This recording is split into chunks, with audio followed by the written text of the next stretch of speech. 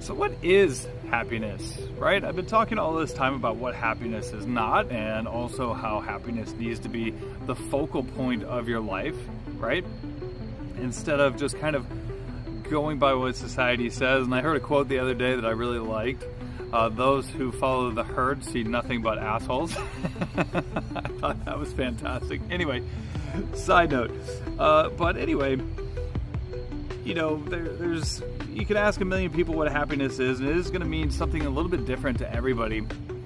And I think a big part of it is definitely looking at the world through childlike eyes. You know, every time you go somewhere, even if it's just home, you know, or to work, and arriving, you have the perspective like you're looking at it for the first time, right?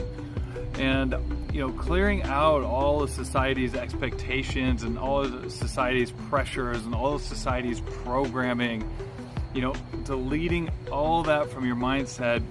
And, you know, I think the best way to really establish what happiness means to each individual is getting yourself into a meditative state, a clear mind, and then asking yourself that question: what does happiness mean to me?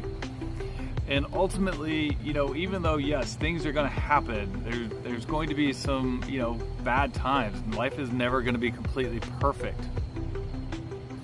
But if you establish what happiness truly means to you, it's going to become your natural state, right? You're always going to strive, no matter what happens in your life, to heal the trauma and get back to that state of feeling balanced internally. And to me, that's really what it is. It's just an internal state of balance, right? And where it takes a lot of pressure or a lot of pain, I should say, to even push you off of that. You know, it's like the Stoic mindset, where, you know, I think Stoicism does get it wrong a little bit, because it kind of emphasizes, you know, just kind of the flat line, not really being happy or sad, just being somewhere in the middle.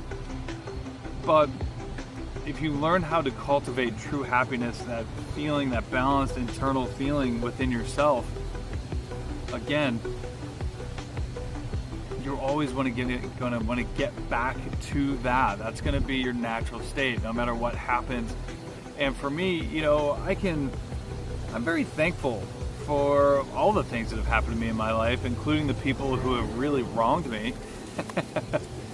because they've shown me just how strong I am, and how no matter all the things I've been through in my life, I've always sought to get back to that happy state of mind, that happy, balanced internal feeling.